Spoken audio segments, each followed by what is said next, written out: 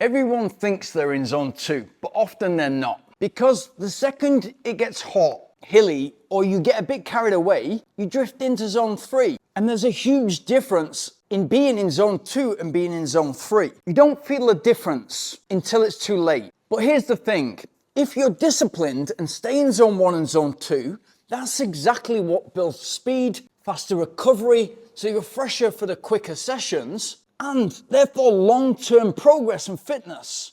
I'm going to show you why. In this video, I'll walk you through exactly why it's so important to stay disciplined and stay in zone 1 and zone 2. And especially in these hotter months, why it's more important than ever to slow down and make sure we actually are in zone 1 and zone 2. And I'm going to give you a practical real-life example of sessions over the last 5 months and how, if I stay disciplined, which I did, and stay in zone 1 and zone 2, what that actually means for you over time. And I'll show you the data. Now, it's funny because more than ever, I was out with a friend last night having dinner, and he asked me about, zone 2 training, Peter Attia.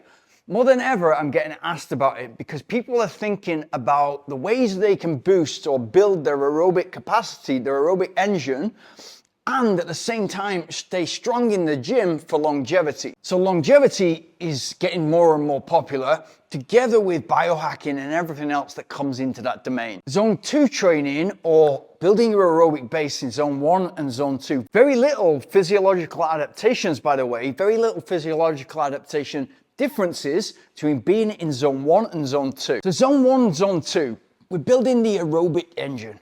It's where endurance, the capillaries, mitochondrial efficiency is built. If you've not got that foundation, that base of the triangle in place, it's very difficult to tap into that for long periods of time, especially when you try to go fast for a half marathon or marathon, or even 5K. If it gets hot or hilly and you need to slow down in order to stay in zone 2, that's exactly what you do. For a recovery run or easy run, that is the purpose. We're staying in zone 1, zone 2, we're building aerobic base, and we're accelerating the recovery. When I talked recently about gray zone being zone 3, it's only gray zone if you're meant to be in zone 2 and you're actually drifting for long periods of time into zone 3. It's not gray zone if it's a zone 3 session and you're working for a period of time doing segments or a segment at zone 3. But many runners drift into zone 3 without actually being aware of it. What we actually want to do is get to a point where we're so self-aware that if we go 2 beats, very difficult to know. And I'll come and prove that to you in a second. My zone 2 tops out at 150 beats. If I'm at 152, I can't tell the difference. It's not a light switch on and off, it's more of a dimmer switch. If I'm at 155 beats, I know that it's no longer conversational, I'm no longer able to hold a conversation, and I know from feeling and from the experience that it's taking me longer to recover, there's more muscle damage, there's more stress on the body, and there's more inflammation. So those are the main differences. We've got to think about physical stress. We've got to think about recovery time, paramount. If we're not ready for that next big quality session, those quality sessions are not getting patched together, and you're not going to finish the training block of 13 weeks with a good 11, 12 weeks behind you of well put together and consistently done training sessions. The recovery time for a zone 2 run is actually accelerated, but a day you need to recover before you can do something else.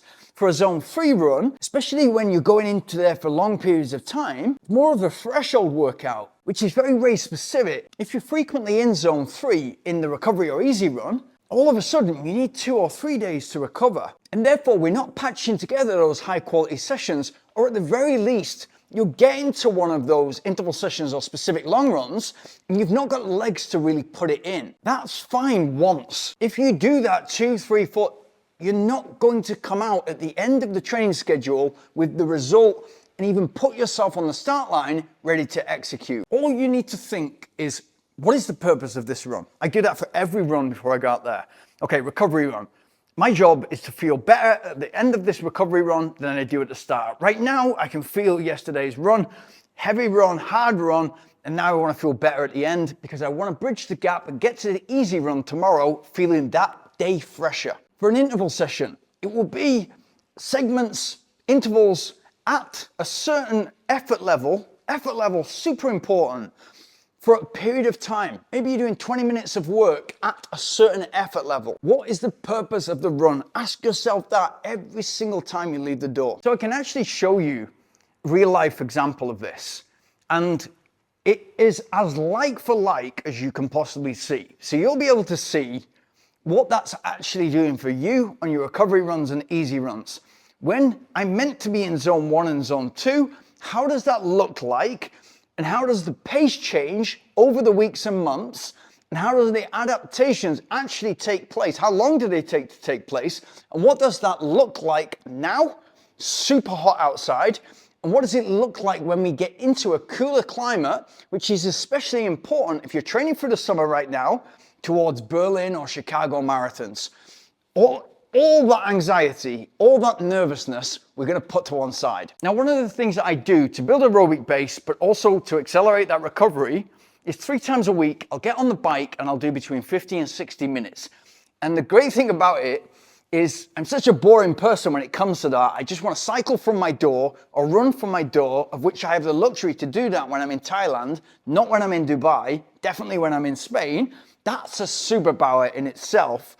But I go from my door and I do the same route. And the only thing that changes is the turnaround point based on what I've got in the rest of the day and how early I am getting up. So what I've got, and this is important, is from the end of January that we got here, and before that, I hadn't cycled for 6 to 12 months because I've been living in Dubai, massive deterrent to get out to Al Qudra Desert, not great to cycle. I've got a data set that from the end of January until today, 3 times a week, I'm going out and cycling 50 to 60 minutes in zone 1 and zone 2.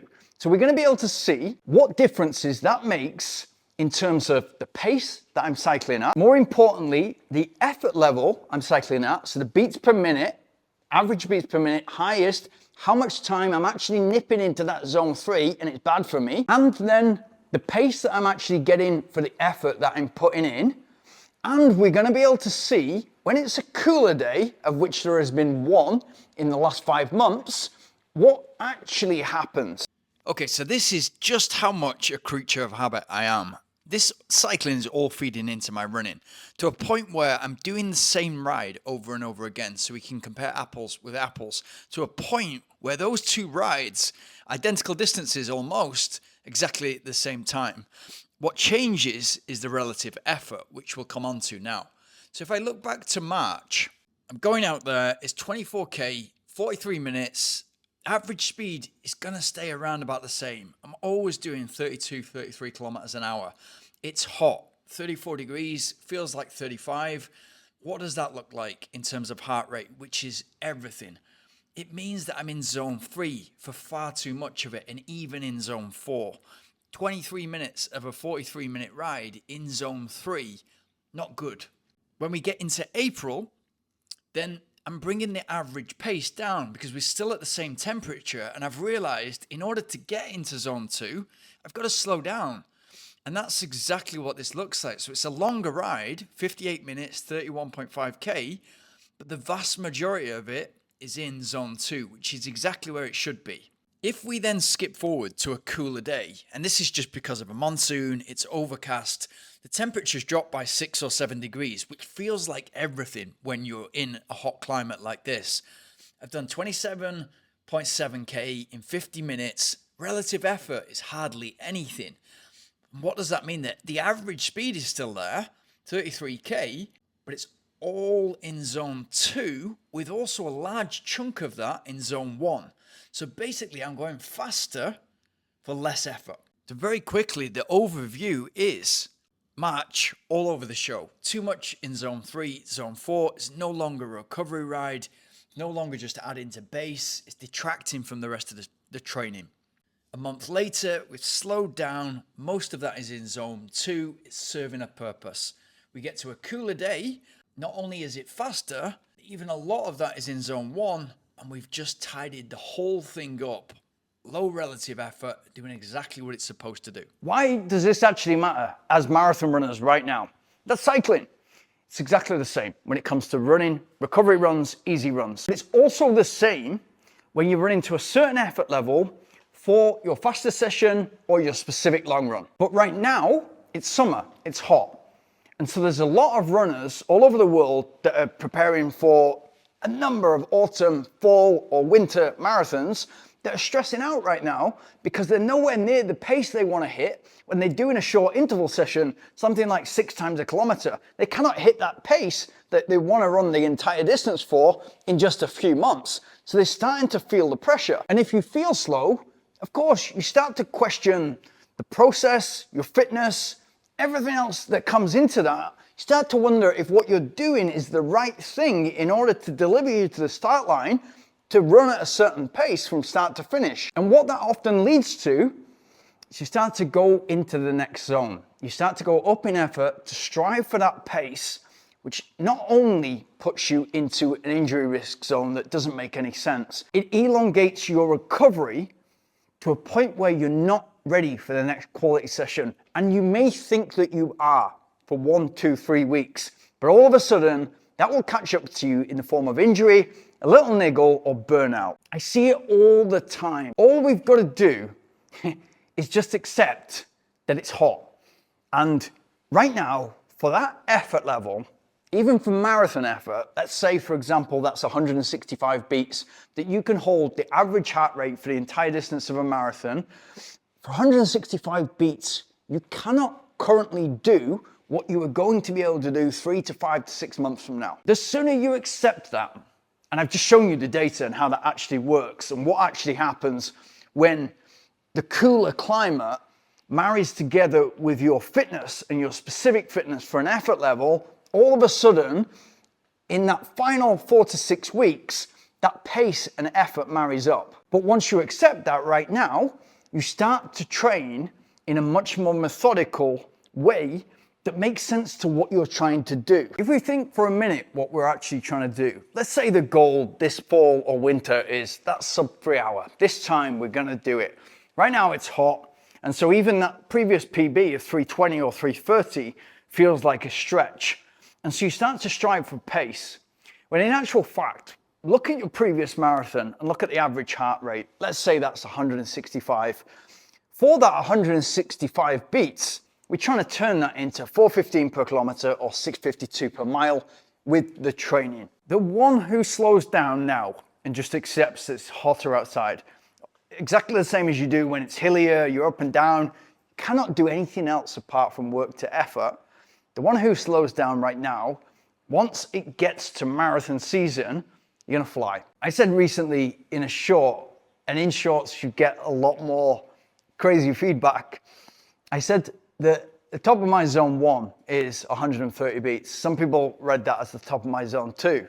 But I said that I was so inefficient for 130 beats that I was up at 8, 9, 10 minutes per kilometer because I wasn't used to running over the ground at 130 beats. Everything had been quicker than that. I'd been faster, I'd been more effort than that. But then I said that as I got that efficiency, I was already fit and I was already running fit in the rest of my running. But as I became efficient at 130 beats, very quickly, that 8 to 10 minute pace became 7 minutes, 6 minutes, 5 minutes, and then became 440, 430.